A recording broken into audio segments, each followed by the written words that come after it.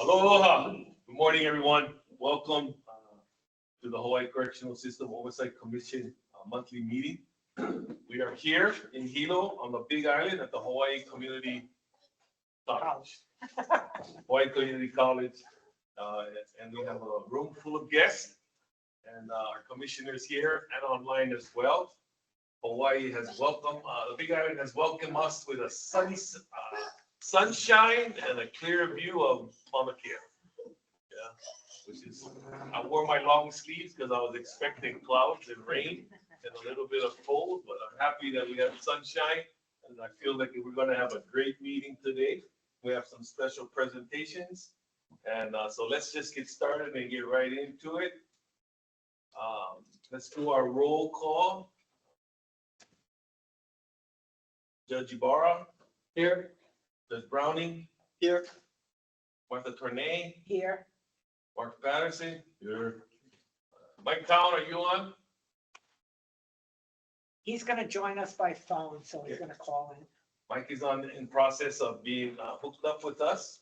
So for now, we have 4 in anticipation of 5 for our commissioners present for this morning's meeting. Commissioners, if you please, let's take a look at the minutes of our March 13th meeting.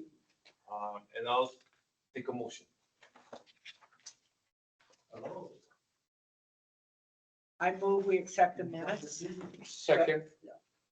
It has been moved by Martha Tornay and seconded by Ronald Ibarra that we approve the minute meetings of February 13th, 2025. Any discussion? I'll come up for you. Hearing none. All in favor, say aye. Aye. Aye. All opposed, say. Any abstentions? Motion passed. Thank you, commissioners. As we move on to our next item on the agenda, number 4, our monthly update from the Department of Correctional and Rehabilitation from Director Tommy Johnson. I'm going to look at the community online and ask if there's any public testimony for the listed agenda items under number 4, staff recruitment efforts, transition to correction and rehabilitation, resource fair, Keiki days, or an update on the LCCC new jail plan. Is there any testimony at this time? Looking for any raised hands or any digital hands? Hey, Mark. None? And Georgie, let me know if you see anything. Okay. We'll move on. Good morning, Tommy. Thank you for being here this morning. Sure. Okay, so I'll give you the update real quick. I do have to preface that by saying I have to leave by Tommy, 11 we o'clock. can't I hear can't you. hear you, Tommy. You're muted. I'm unmuted here. Muted me there.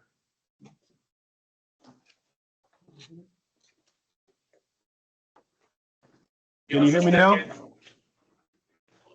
It might be us. Yeah, it is.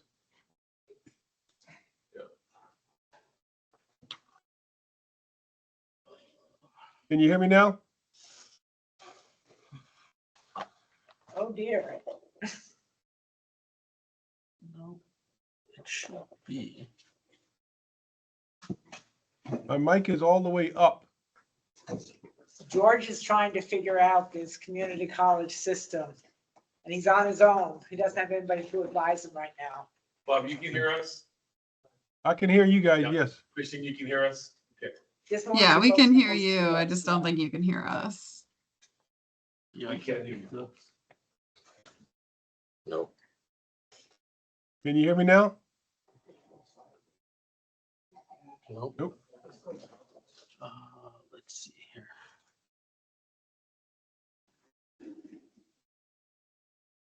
Folks, remember in the last meeting, we were hacked during our Zoom meeting, so we have switched our carrier to Teams, Microsoft Teams now. Give us a few seconds to manage the technological issues. What about now? Can they hear? I think they can hear us. Oh, I can't hear them. Tommy, try again. Okay, can you hear me now? no. No? Let's see. How about now? Try again, No. Tommy. Yeah, there. Yes, we got you. Tommy, speak again? Can you hear me? Yes. Yes. Okay, thank you. And George. Okay, I was saying, I have to leave at 11 o'clock because, I have to tour the state hospital. If you guys remember, there was Senate Bill 1612, which called for, us to set aside cells at OCCC for the 704 cases. So today we're gonna tour the state hospital and tomorrow they're gonna come tour OCCC. So that's our process to begin working with them to come to a happy medium. That bill was deferred because we convinced the legislature that we can try to work things out and we are gonna try. So in the way of the update, we've had Keiki days, this past weekend at both women's and at the Waiava Correctional Facility. This coming Saturday, we're gonna do a Keiki day for the first day at Hawaiʻi Correctional Facility. So hopefully that'll go off well, so we can plan some more things. We're also looking at doing one at Kulani in the near future as well. With respect to our recruitment efforts, tomorrow we're participating in the Higher Hawaii Fair at the Convention Center, along with all the other 17 executive agencies and 16 departments from the city and county will be at the convention center. We'll be holding open interviews for emergency hire ACOs there. I don't know if I told you guys, but we have our first Big Island recruitment class in a long time, actually on the Big Island. We have 14 students there. We have 12 here, so we're running 2 classes simultaneously. The next class, so far we have 48 applicants. We're going through those now for suitability, to make sure to see if they make it. In addition to that, we've held job fairs throughout the year. We have some more coming up. We're going to start another radio and TV campaign for our recruitment efforts. And we have signs up now at every facility, outside every facility, with the barcode for recruitment efforts. In addition to that, so that's where we stand on recruitment. So far, we're doing okay, but Tommy, can I just ask you one yes. question about recruitment? Is Yeah. DHERTS taking a long time to bringing people on board? Right. So what they've done was they've delegated the suitability process now temporarily to the departments. So Okay. we recently received applications from DHERT. 200 people applied for our vacancies. We recently received the first batch of applications our personnel office is going through now. So that will speed up the process somewhat. We also entered into a contract with a vendor where the documents would be loaded up. All the documents needed from the applicant would be loaded up and put into the queue. That'll help move things along as well. That also lets personnel and the applicant know what's missing, what's the deadline to get other things done. That contract just went into effect, so that's going to be a new process for us that'll help us speed up the process. And you're right, Martha, unfortunately with DHERT, it takes months for us to get a list. So hopefully this will help us speed up the process and we won't lose as many applicants. We were losing a lot of applicants to the application process, and 2, the suitability process takes too long. So we're trying to work on that now. We're trying to get ahead of the attrition rate. As you guys know, the attrition rate is really high, particularly right after COVID. We're on the tail end now, but we also have other folks coming up for retirement. So we did reduce our ACO vacancy rate overall from 30.4% to 24%. But the problem we have is the vast majority of our vacancies are at Hawaiʻi and OCCC. Both of them have hundreds of vacancies each. So we're trying to get them staffed up as much as possible. We are diverting as many female ACO recruits as possible for Oahu to the Women's Community Correctional Center, because we did move the females over there. And so they live there now, they're separated. So there'll be no more female intakes at OCCC.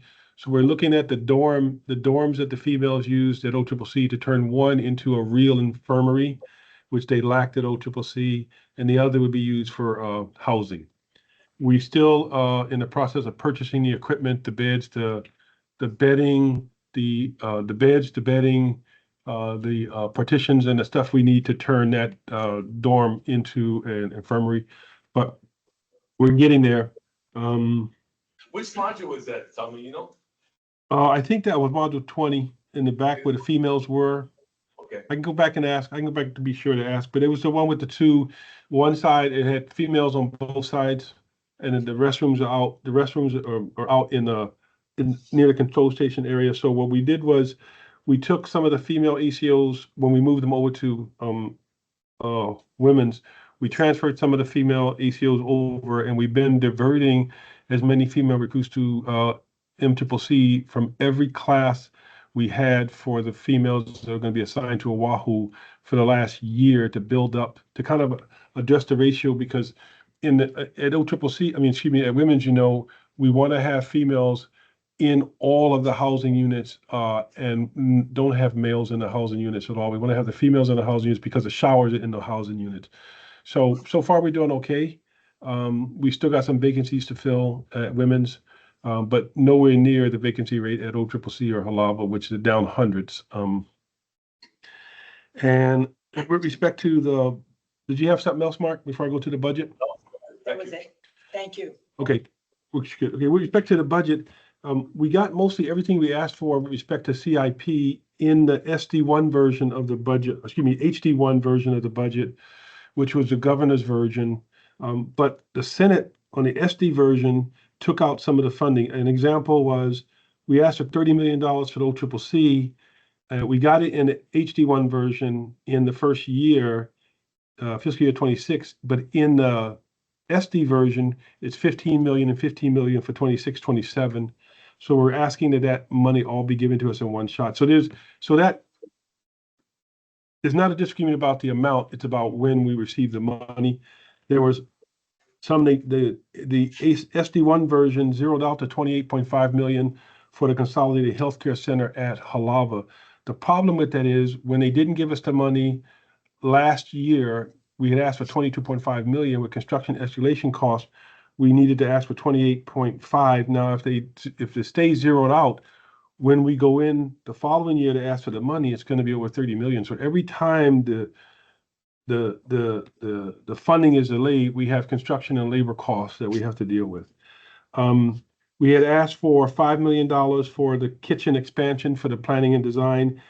The HD1 version had it, the SD1 version zeroed it out. So we did send impact statements to the legislature to try we prepared impact statements and to get them ready to send to the committee chairs once the committee chairs are named on both sides. We had asked for $10 million for, yes. Just very quickly, the 5 million for the kitchen, is that for WCCC? Yes, I'm sorry, yeah. Okay, thank you.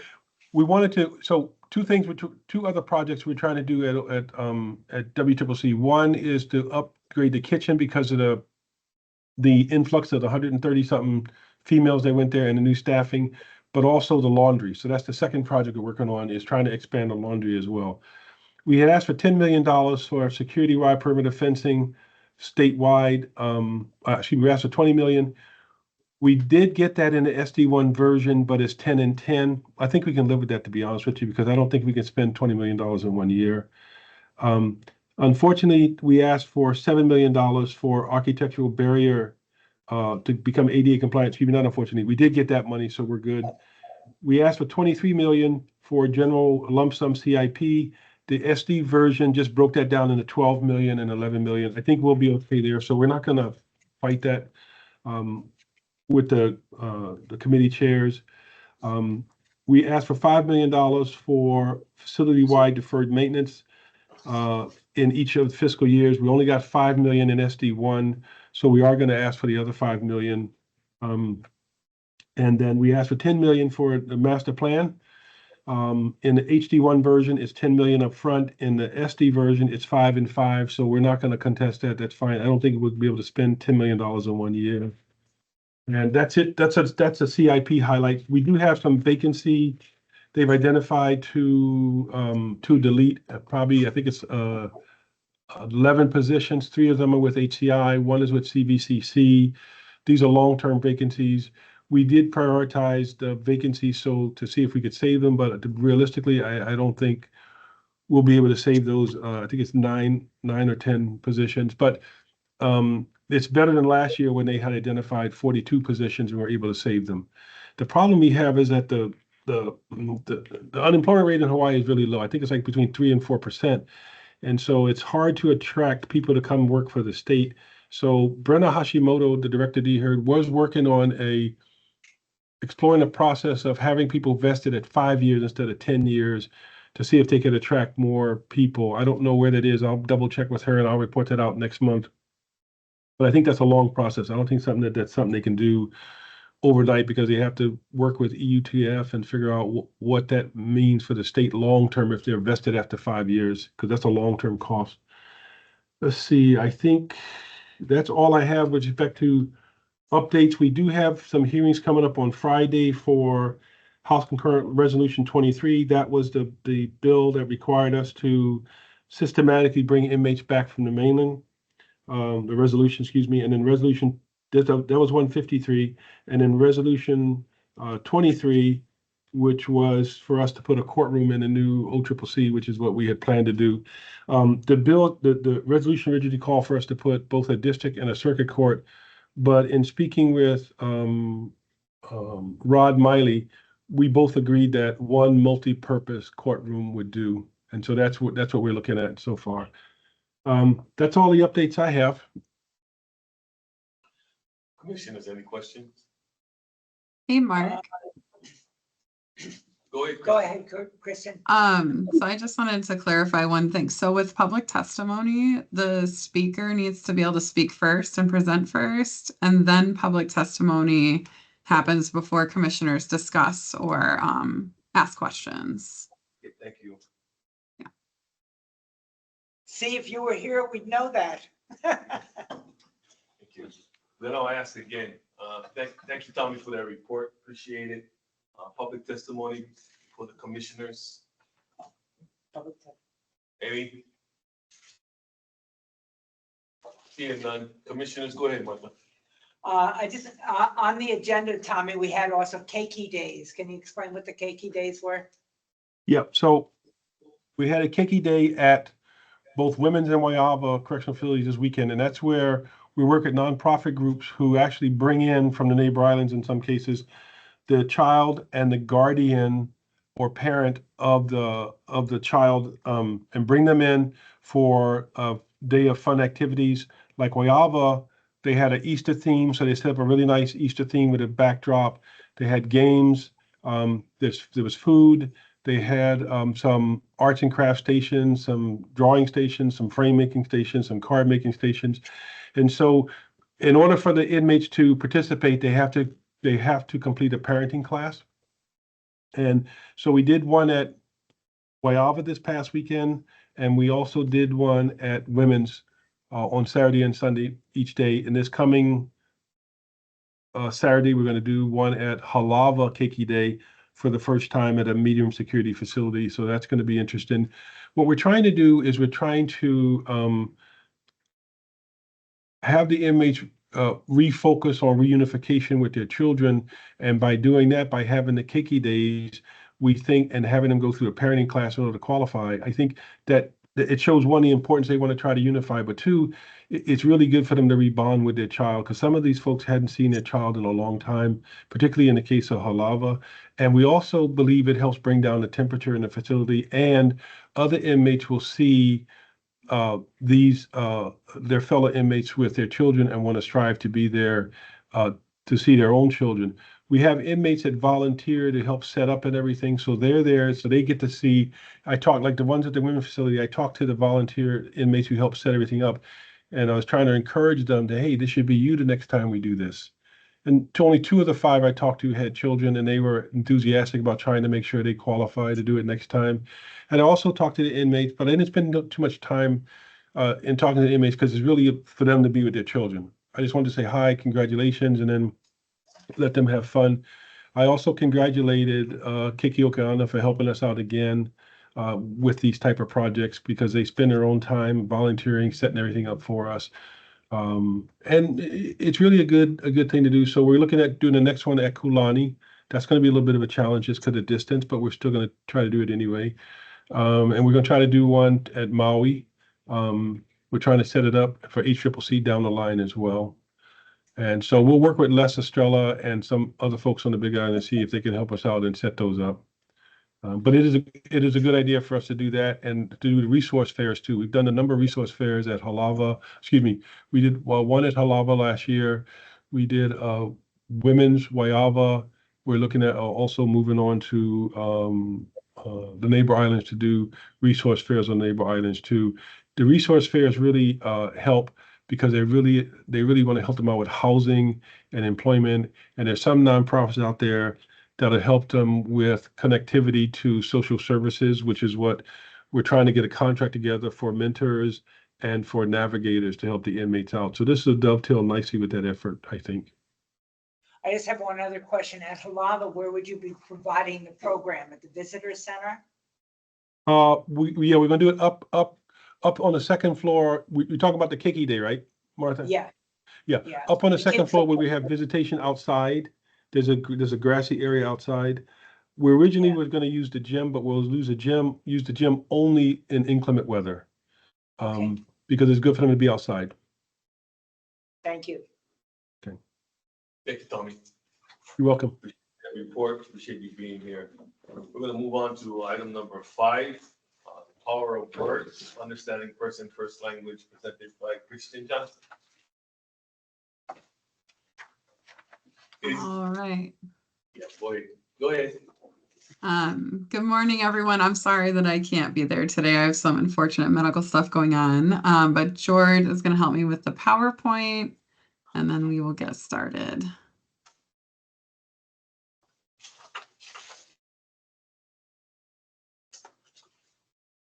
So as he pulls up the PowerPoint, I just want to say, last month we had a presentation on our newest report, the big reentry report, Hoʻiʻamau.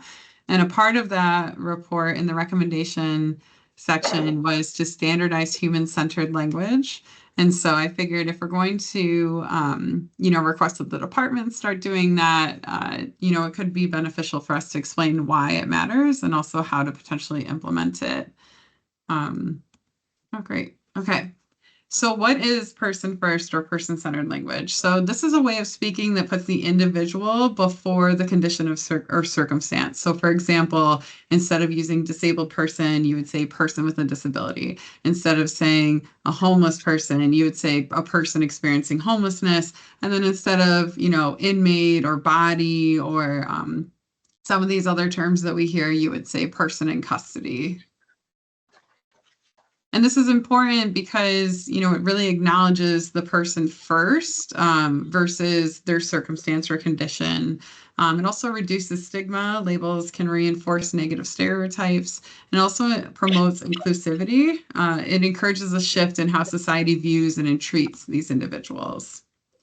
So what is the impact of a label like inmate, for example? So this is known as dehumanizing language. Inmate or offender defines the person by their incarceration. It has psychological effects. It can contribute to self-stigma and hinder rehabilitation, and also gives the public perception of reinforcing those negative stereotypes, making reintegration significantly more difficult. So again, preferred language would be, person in custody or formerly incarcerated person if you're talking about somebody who's already out, or you can even say individual involved in the justice system. And again, you would use this if it's applicable to what you're talking about, right? You wouldn't just say that to say it. It would be applicable to the conversation. So common pushback that we sometimes hear is that it's just words or it doesn't really matter. It doesn't really change anything. But the reality, and there's a lot of research on this, language shapes perception and also influences treatment of individuals. People sometimes say, this is what I've always said, or I can't change it. And we just like to remind people it's okay if you slip up. We understand that, this is a change, but it's important to acknowledge that and also just try your best to change your language. And it's never too late to learn or grow. And so you'll notice that in our public reporting and official settings, we always use person first language in our reports. And so our challenge to you and anybody watching today is to try to use person first language in public and private and just reflect on it and see, if it has any changes. Sometimes small changes can make to a really big impact. And so the conclusion here is, again, language matters. And so we just wanted to do this very brief presentation to show kind of the why behind it and encourage everybody to use, person in custody or something similar along those lines versus inmate or other stigmatizing language. And that is it. Thank you, Christian. Any public testimony on what Christian had just presented? And for those of you in the room, I know you're behind me, just yell at me if you want to say something. Okay, I have something, Mark. go ahead. Can I say something? So we just came back from New Zealand, Aotearoa. My name is Jamie Miller. I'm with Ecola Family. And they started to change the language and the terms that they use when they are talking about persons of incarceration. And so they took it a step further than what Kristen is sharing, and they're utilizing their own indigenous language. And for instance, a person that is incarcerated, they would call it a ragatira, which means almost like a warrior. That's someone, a person of war, might be equivalent to maybe our language. And they also did research alongside that and found that behaviors started to change within the facilities. And so I would challenge us here as a hui that we look at the terms that we are using. For instance, pa'ahau, which we see in many of our reports, that literal translation means person behind bars, stuck behind bars. And so, although it's Hawaiian language, it's probably the wrong term. And so we had discussions, Ron, Kalehau, and I, and we've decided in our community work that we're not going to use the term pa'ahau anymore and use something that is much more uplifting and much more of a behavior that we would like to see around success or something like that. So mahalo, Christian, for bringing up this very important piece on language. And for us in Native Hawaiian, we have a olelo no'eau that says words can either mean death or life. And so we want to always encourage life and guidance. Mahalo. Thank you, Maya. Anyone else? Commissioners? Okay. I just want to share real quick, and when relevant or not, but when I started as a correctional officer, and the prison was at Kalihi, was the Oahu prison. The officers were called makais. Yeah, makai. Well, actually, the proper way of saying it is makai. But they always said Makai, Said and they Makai. said Pahau, not And then Pahau. when Halava opened and we became the new prison, we forced them to call us ACOs. Yeah, to just differentiate ourselves from Mochipo C. You know, but the word Makai has now disappeared. So what I'm saying is, you know, cultural change can happen. Yeah, it's a mindset. Yeah, and I don't know the definition of Makai. It's like a police officer. Yeah. I Yeah. thought it was enforcer or something, but that's an example about how a term was common and then it was eventually erased and changed to something else. And whether or not we lived up to the term of what an ACO is supposed to be is another story. But that's a good point, Jamie, and how we move forward with using our language, both Hawaiian and English, in the treatment of the people we serve. And one thing, like, adult correctional officers are adult correctional officers, they're not guards. Right. That was the other change. Okay. Thank you, folks, for that. We're looking at item number 6 on the agenda, update on legislative bills that are applicable to the Oversight Commission. Christian, are you going to report out on that? Yeah, I'm happy to. So for House Bill 1002 HD1 SD1, this was the bill that it did a couple different things for the Oversight Commission. One of the things was extending the Oversight Coordinator's term. But another thing that it did that's pretty exciting is instead of having to go through the entire interview process all over again to send 3 names up to the governor, they actually added some language so that if the commission is happy with the incumbent, they can send 1 name to the governor, which is great. And then also allowing us to enter at any point into the correctional facilities, regardless if there's an investigation or not. That bill looks very promising. It's entering conference committee, but as far as I know, the only changes that had occurred were the date. And so I think it should be agreeable. I think it'll move through. But of course, we're tracking that. So thank you all so much for who supported us on this. And then also some exciting news on House Bill 300 HD1, SD1, I think it should be, which is the budget bill. The Senate sheets had just come out yesterday, and it's looking like we received everything that we requested. I was shocked and very excited. It was very excited to see the word concur. So, we'll see where it goes from there. My understanding, and Commissioner Torney can correct me on this, my understanding of the process is that what they did last year was for the items that the House and the Senate concur on, they did not take those to conference. I don't know how normal that is, but that's what they did last year. So we're hoping the same thing happens this year and we can just move through. But that's really exciting. We'll be able to hire 2 new staff members, including a research and policy associate and also a prison oversight specialist to really look at the issues going on in the prisons. So we really, really appreciate the House and Senate support. That's monumental and a huge change, as most of you know, from last year. So we're really appreciative. And you are correct. If they agree on something, they will not discuss it in conference. Great. And right now they both agree. Yeah. Good job, Christian, to you and your staff for the pushing of that items on that bill, testimonies commissioners provided. Any testimony from the public at this time? Hearing none, commissioners. Once again, I want to thank the commissioners who helped testify, and of course, Christian, for all those long hearings that we sat through to push our budget items through. Very excited. It's obvious that we are going to continue to grow as an entity with 2 more employees, and which is going to expand our ability to do more right now. And so we're excited about that happening as well. As we move on to item number 7 on the agenda, overview of the Oversight Coordinator report. Please, Christian. Yes.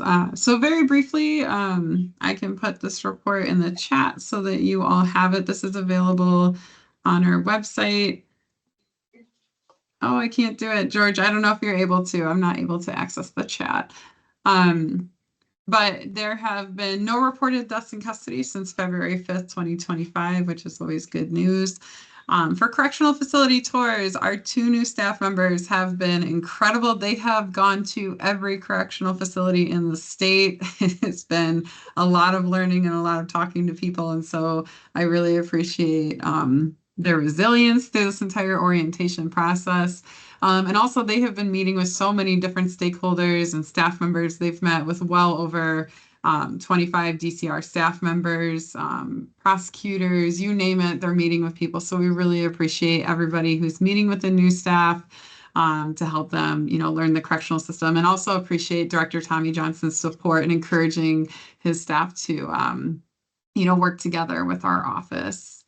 For events attended, we have a few different noted here. And so commission staff attended Hahoko, which is a program that supports men transitioning from OCCC. And so, our staff member was able to tour the different clean and sober housing and see the structured programming there. So we really appreciate that. Also, 2 of our commissioners had attended the 16th annual parole completion celebration, where we got to celebrate our own Kimi Takata. She was awarded and honored. Yes, we're very, very, very excited for Kimmy. She was honored during the completion celebration. And so congratulations to Kimmy. We're so excited to celebrate you. I attended the Prison and Jail Innovation Lab Peer Learning Community Convening for Prison Oversight Directors. This gathered, I think there were 13 different states of oversight directors, and we gathered in Texas.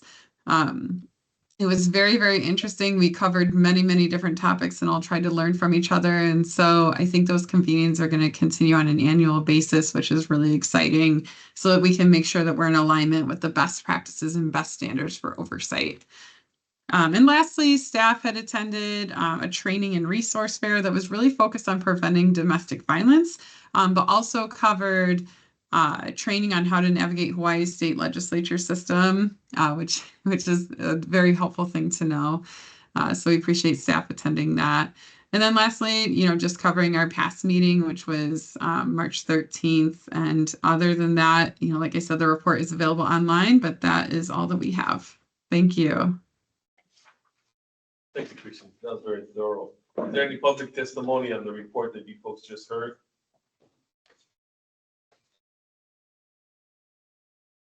Hearing none. Commissioners? No comments? Thank you, Christian, once again. Let's move to item number 8. We're excited to have with us today Les Estrella, the President and Chief Executive Officer of Going Home Hawaii. He's going to come up here and sit with us here. Speak about his program and the great things that Hilo is. Hilo has been doing. I've known of Going Home for well over a decade, I think, myself, or even before that, when I was at the women's prison. And I'm always impressed with how this community has come together and has always been prepared to receive our transitioning individuals back into the community, and how they do more with less. And so that's a good one, with less. that was less. Les, the floor is yours. Okay, we can make that our new catchphrase. Okay. Thank you, commissioners, and thank you, Christian, for inviting us here today and providing us with the opportunity to give you a little bit insight about Going Home Hawaii and the work that we've been doing here in Hawaii Island. Before I start, I just wanted to also mention that April is Second Chance Month, and with second chances comes opportunities. And for us, we have a lot of activities going on this month to really provide some focus from community on what second chances mean.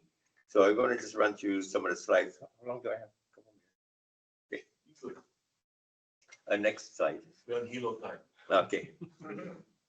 Our mission is to assist justice-involved Hawaii Island men, women, and youth with reintegration into community life through employment, education, housing, and appropriate services. And our vision is to embrace our culture as a ho'okanaka, persons of worth. We fulfill our promise of equity and inclusion to all who are justice involved through pathways of health, healing, and aloha. Our consortium was formed in 2004, so last year we celebrated 20 years. This year we celebrate our 10th year as a nonprofit with Going Home Hawaii. So we're, working together. We've been working together for a long, long time, and I think Mark has been longer than that, maybe like 15 years or so. We've been working with you. So we have a network of over 800 local, state, and national partners. And our monthly meetings are on Zoom on the second Tuesday at 11:30. So we invite everybody to join in if you can. We have on our impact focus committee. So when we meet, we actually have plans that are implemented with goals and activities. So we just don't meet to meet. There's a lot of different committees meet in between. And we do have a roadmap to help guide us through each and every meeting every month so we get to our goals. Housing, faith-based committee, health and wellness, justice partners, career pathways, West Hawaii Coalition Executive Committee, and J-League. I'm going to talk a little bit more about J-League and what that is. It's an important part of our consortium. So who is J-League? J-League is a collective of individuals with first-hand experience in the justice system. Their purpose is to eliminate stigma and enhance outcomes for justice-involved persons. In elevating their voices, they aim to foster meaningful change in policies, systems, and communities. J-League envisions a justice system that is equitable, restorative, and community-centered. And J-League stands for Justice Lived Experience Advisory Group. There's a picture there, and we have actually two members here, and they just did a presentation on our consortium meeting the other day, so you can see that on our website. And may I suggest that maybe they can do a presentation here one day too. So behind me is Michelle Manalo and Gilliam Simonton. They're both members. They also are with us at Going Home, but Michelle chairs that committee. So why lived experience matters? Real life experiences and truthful experiences and authentic insights into systemic changes. So J-League is actually working on more of a bigger picture type of thing, changing the narrative, public perception, and telling these kinds of real life stories of not focused so much on the challenges and what they have to go through, but more on focus on who they are today and what people can become. And advocate for justice reform and policy. Going to go into the next slide with the SAMHSA Gaines Center SIM, Sequential Intercept Model Map.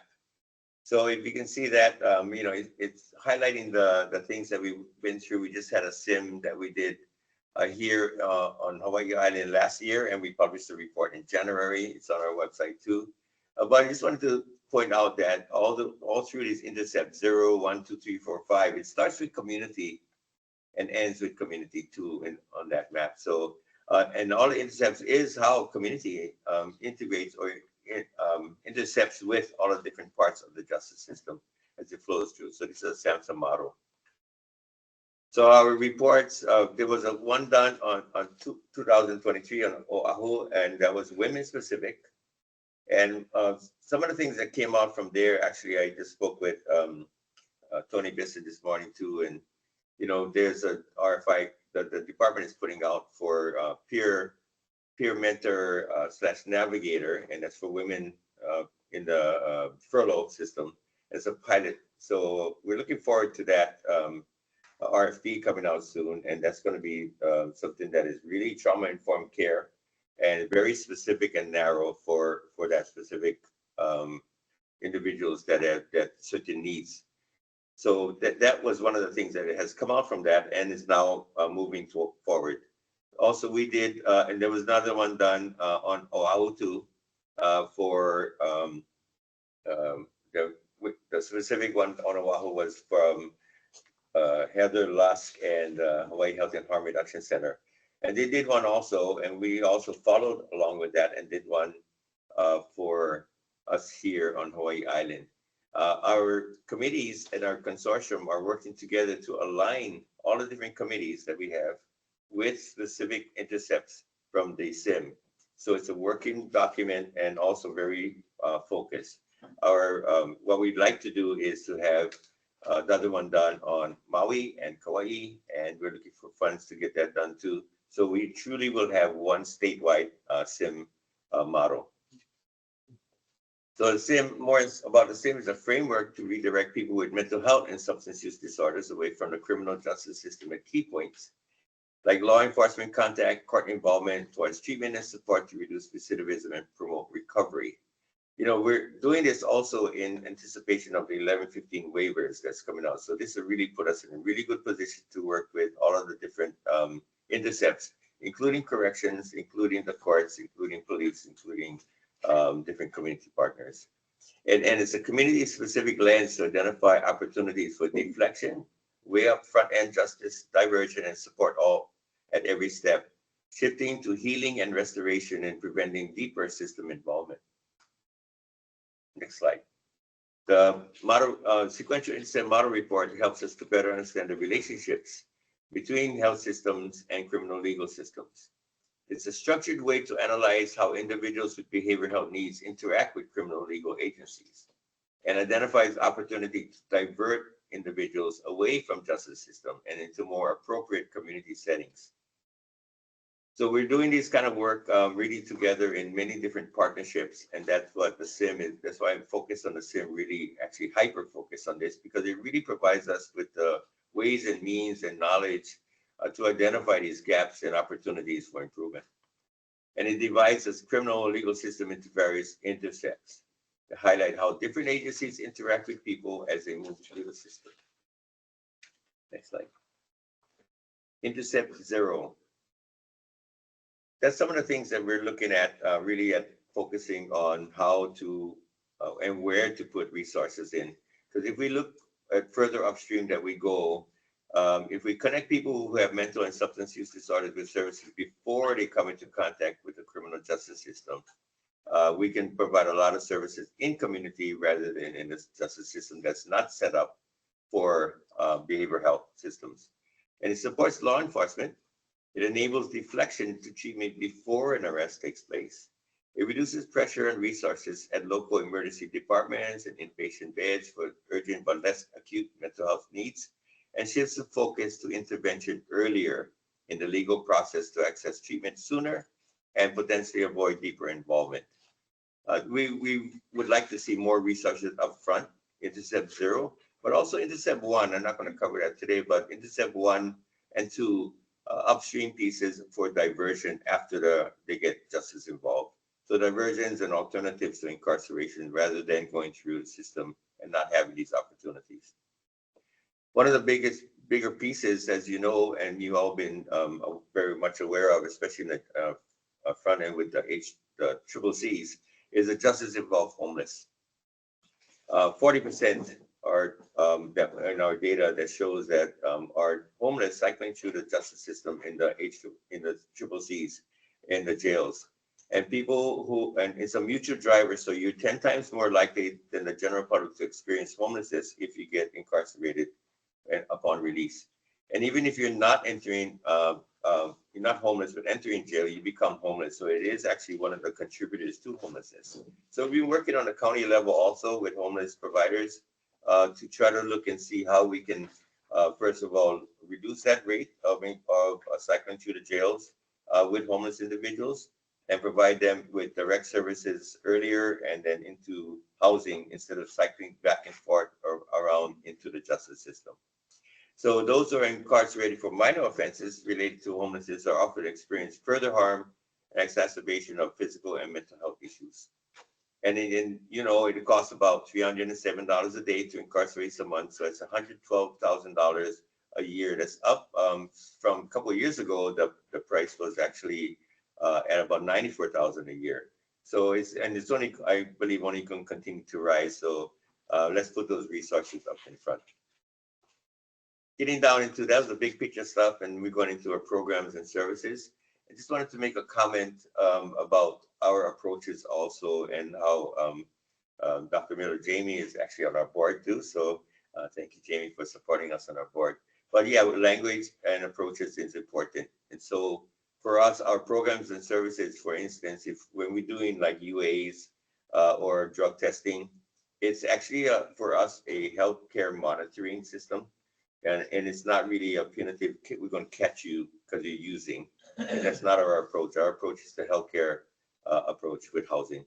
So we have our different pieces here: reentry recovery housing for men and women, referrals to treatment and healthcare, our 9 months window of hope for pregnant women with substance use disorders, and the SUD reentry care coordination. That's substance use disorder reentry care. That's one of our newer ones. We can go in 90 days to into the system before release and help those with substance use disorders get linked. Justice involved homeless, a justice navigator working in community, getting them to courts so they don't keep on getting rearrested. Peer support, mentoring, program care coordination, transportation support, access to education and training, and access to employment. Referrals come from parole, probation, intake services, medical clinics, community partners, families, self, even while they're incarcerated. And so we take referrals from anywhere, basically. Our reentry recovery housing are Pu'uhonua wellness centers. We are intended for longer term stays, so there's no really set time limit that you have to leave by. Everybody has a different time frame on getting themselves back into the community. Our Kona reentry program, we have 52 beds there and 8 beds for women. Program fees are $500 a month, and they're in 2-bedroom units, 1 bath, and shared units. So it's 4 persons to a unit. We also have affordable rentals in that unit there. We do master leasing with Hope Services, and some people transition into these permanent supportive housing units from program. Our Pu'uhonua Wellness Centers in Hilo, where we have 3 locations for men. And we have You got to be employed or looking for a job or both, or enrolled in activities or higher education towards employment. Have the ability to pay the program fees and be relatively self-sufficient. Our Women's Puhonua Wellness Center is also located in Hilo, and we have that for 8 women, same thing. We have a substance use disorder reentry care coordination services. I mentioned that about, that's one of our new ones. So we can go into the jails 90 days prior to release and provide supportive services, preparing them for release into community. Our 9 months window of hope, Shuriam is behind me also. She's the program care coordinator, showing you some cute baby pictures. We got one in the room too. So yeah, it's always, you know, that's really the future. Yeah. So that's the furthest upstream we can get. And so we want to be able to provide that with the best possible opportunity from even prior to birth. Julian does an awesome job with that. Our mentoring program is embedded into all of our services. Carrie Taggart is a mentor coordinator. And we have those who are actually many peers that come into our mentor program that were themselves formerly in justice involved. We also have a cultural program, Voice to Wellness, and other activities. So they do waka'i field excursions, nutritional classes, kitchen skills, protocol, rituals, melee, and many other activities. There's one actually this weekend that we're going to go to the fish ponds. And then again, so we have our second chance sign waving, annual sign waving coming up on April 17th in Hilo and Kona. Welcome everyone to join us there. And you can contact us at those numbers here or on our website. You can get a lot more information on our website, or just email or call me. Mahalo. Yes. Thanks, Les. Appreciate it. As Les is, in case people have questions, we want to ask them. Is there any questions coming from the public online or in the room at this time for Les in this presentation? If not, commissioners, any comments? I know that some commissioners gotten to visit the houses. I would like us at some point to be able to visit the different houses and programs that you folks are involved with so we can see it. Touch it. Anytime. Thank you. Ron, one more. Okay. Thank you for that presentation, Les. It's impressive. Very You guys have impressive. pushed together and the intercept model and how we're doing the prevention as well as the transition as well as when they're still in as well. So it's impressive. I know it's a lot that we just took in. You know, I only knew one small part of what you did. So now we're gonna have to see really how to begin to help you. Yeah, in terms of if I had to have any question, do you feel that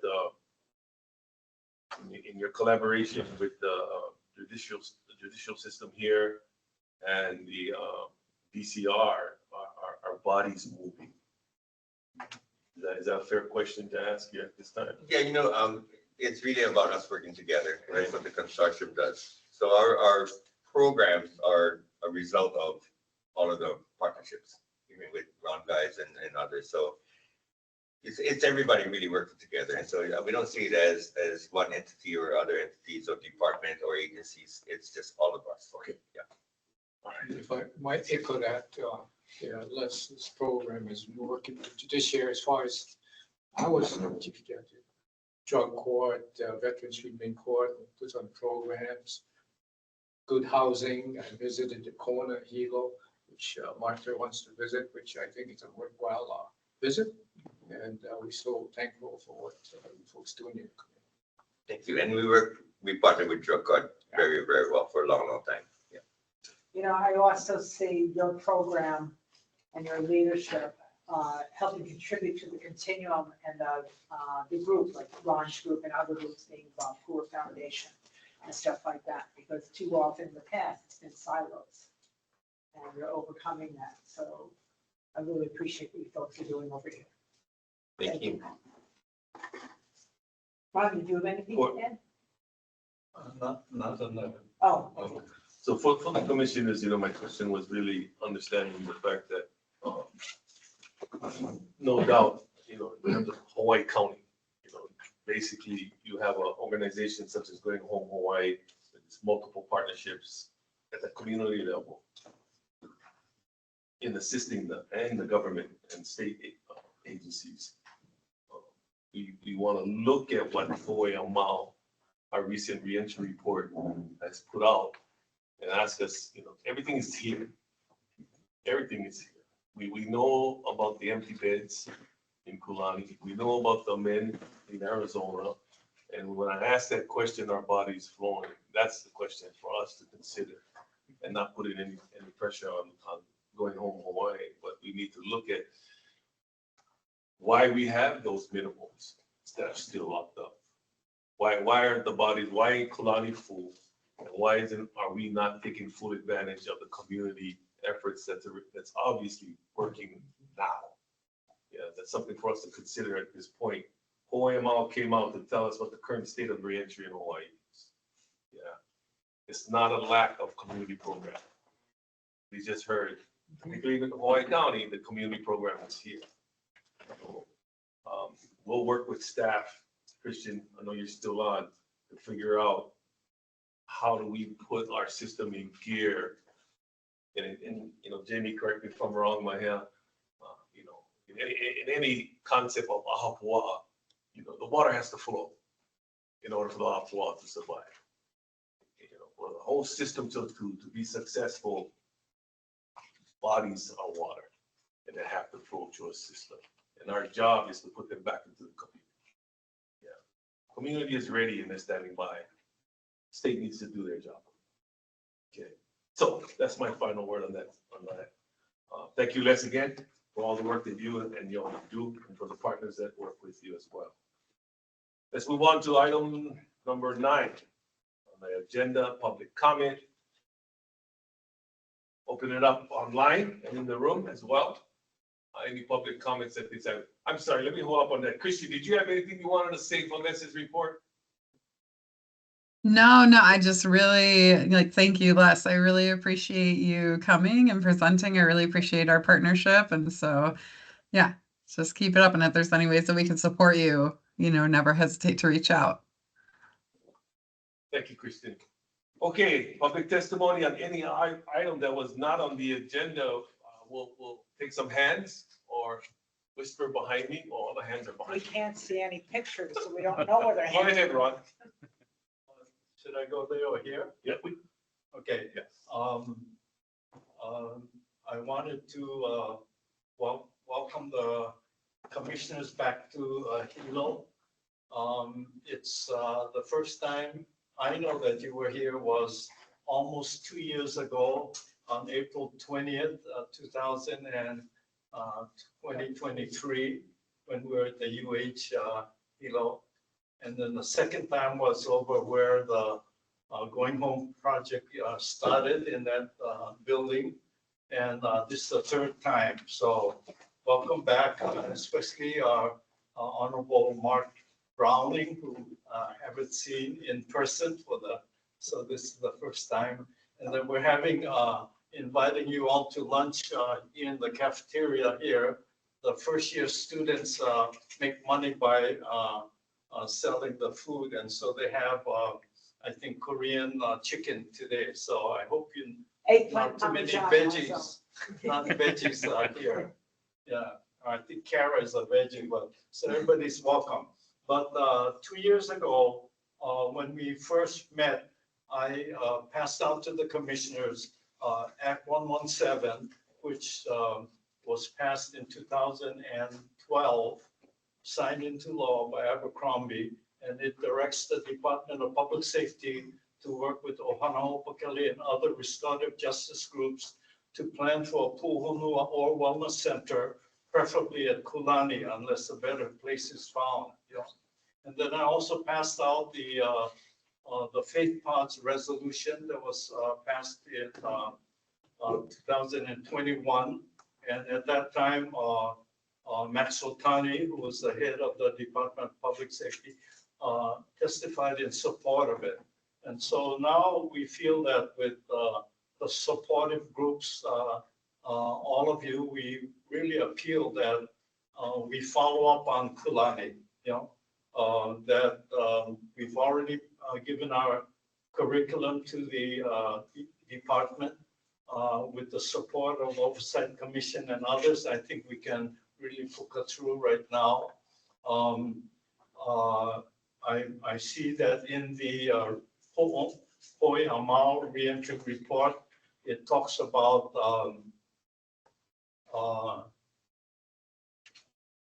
transform facilities into puhonua, right?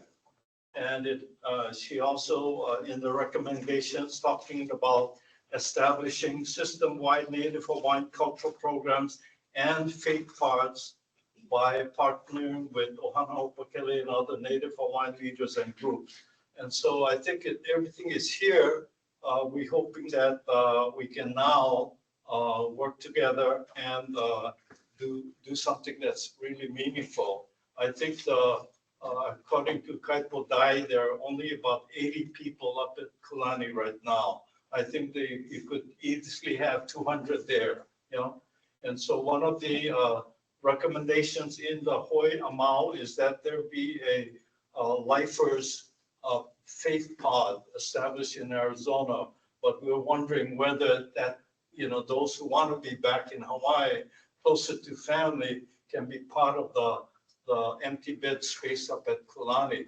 And why, I saw a beautiful poster of Mark and Christine when they went to Texas to a conference, and the poster said, prison should not be a death sentence, right? But so many people are still dying.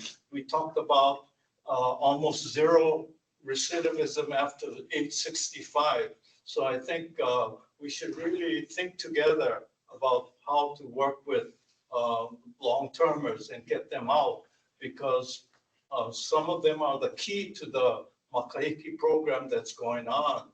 And I think that kind of healing program should work in favor of them, not bar them from any kind of programs because they're lifers, right? I think we need to rethink the whole system. And, I really marvel at what Going Home is saying, but I looked at statistics. That the US has the largest incarceration rate of any place in the world. Even the state of Hawaii has more incarcerated than many countries in the world, right? And here we're talking about prisons expanding, private prisons expanding, and now not-for-profits working with the prison expanding too. Something is wrong. We got to do about abolition and get rid of the prison. And I think our model puhonua is talking about that. More people are using the word puhonua. Let's make it happen so that it can really bring down the people and get them out of the prison and do a healing program. So thank you very much. Ron, in the past, we would have inmates at Kulani that were life without parole, Chico Santiago. And there was no problem with that because they earned it through their classification. And then at some point, it was made a decision not to put any up there anymore. I don't remember why. And the sex offenders went up, changed up there, and then they changed it, right? Thank you, Kaho. Mahia. Yeah. Aloha again, Jamie Heather.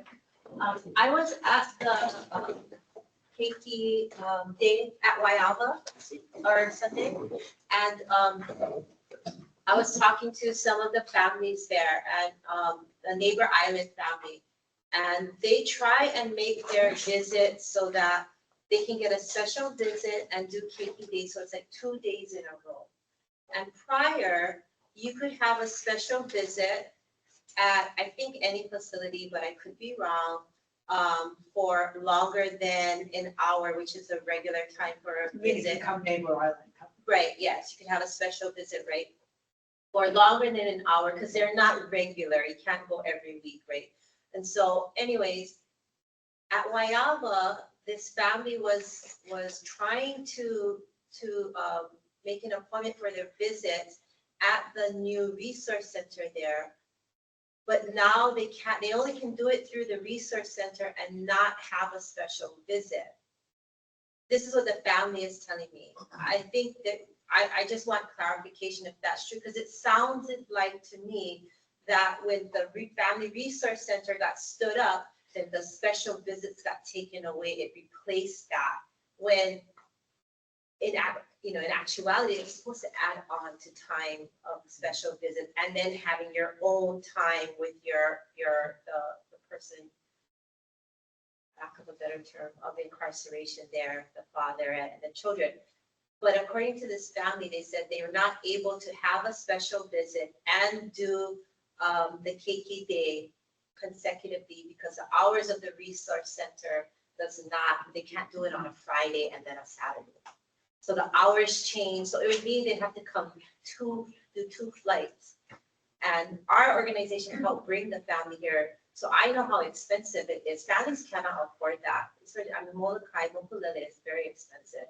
And having keiki days by providers, I don't know if they're able to provide airfare for families that wanted to visit. Yeah, I don't think they have. Yeah. So anyway, I just wanted to bring that up because a while ago, when I was on Kiki Caucus and we set up this family research center, it was supposed to be in addition to what already is happening. And so I was really concerned that instead it replaced special visits. And then yet now it can't work with families' schedules. So I hope I'm wrong, but this is just what I'm hearing from Ohana. What was the reason they couldn't work with that schedule? The family or the? No. I think, Resource center. I don't know. They just have their own, they have a schedule that they put out and you gotta work within the schedule because it's staffing. You know, it's Kekioko Aina that staffs it. Yeah. And it's just like I don't know, they just have certain hours and certain days. I think it's Monday through Friday. But on Fridays, for some reason, they couldn't do that kind of visit at the research center. And then no special visits now, because that took its place. Jamie, can I ask you to submit something to us? Yes. There's a summary of that, because in the visiting policy in the past, I'm sure it's still there, if you had an airplane ticket from someplace else to visit, you got extended visits, Right. and you could have a couple of days, or if you especially come from the mainland, you can come Monday, Tuesday, Wednesday, Right. because you're only going to be there a period of time. And that should not conflict with this program, but we need to look it up, so we know how to approach the Okay. department, okay? Okay, thank you. Thank you. Anyone else? Thank you, Mario. Everyone, I have a comment. You want to introduce yourself? Yes, hello. Kaulu Kael. On behalf of our family members that are incarcerated and go through this cycle. We're in full support of the progression of the Pu'uno and the process that the state already has recommended or recognized. And I would like to mahalo from our family for the services and the resources that are available now. This is a lot of resources that we never knew that exist. My parents were incarcerated in the 90s. So with that being said, short and sweet, with the faith pods, we believe that that's a great resource for those who are incarcerated. It really gives them in a safe place. Pu'uno is definitely something that I believe the future for our family members and our community members here in Hawaii. That'll be a very significant role in rehabilitation for the integration of our community members and our family members when they come back home. And I think that should be the main objective when we look at these kind of issues. Because this is very traumatic for a lot of reasons, and it's a very systemic problem, just like Colorado pointed out. But I think we're in a good space. I think this is something that the community can support. I think they're very excited about these kind of outcomes when we all come together in this kind of fashion. So we support and model everything that you guys are doing here. And we want to continue to support all of you where we can. And we'll keep in touch and stay connected with the next things. Okay, Well, thank you. Kipa is one of Kai Kaheli's staff in the OHA office. No, but I'm not speaking for Thai guys. I'm Yes, speaking for speaking as an individual. my papa guys, my brother guys, my father guys, who have been caught in this cycle. And we're just model for the dedication that everybody's together. Make these things. I just have one observation, and that is that I really appreciate what you said and all you said. You know, I spent 28 years in the judiciary. Most of my time was spent as a family court judge trying to come up with solutions for problems that youth were facing. And we did a lot of good work, you know. I think the observation I wanted to make is that I think the Big Island, and particularly you folks here in Hilo, are very unique. And it's a very special thing. It truly is. As your community has come together to try to approach the hurt and the pain that not just relatives, but friends and other folks across this community have felt, and to bring them back, to find ways to bring them back into the community, to welcome them, to help them become healthy and successful in all that they do. And why I say that's unique, I don't think that's true at all. And I know, I say that from all the work that I've done. Now, there may be more resources, but I don't think there are enough resources, because I know that I was responsible for judges who would have problems, and in my own experience, not being able to find programs. You know, I ran the juvenile drug court for 8 years or more. You know, you'd have to pay for mental health treatment. And there's no sort of sense, and the observation further is that there's no, we could use that kind of law as a community in Oahu. That would make a huge difference.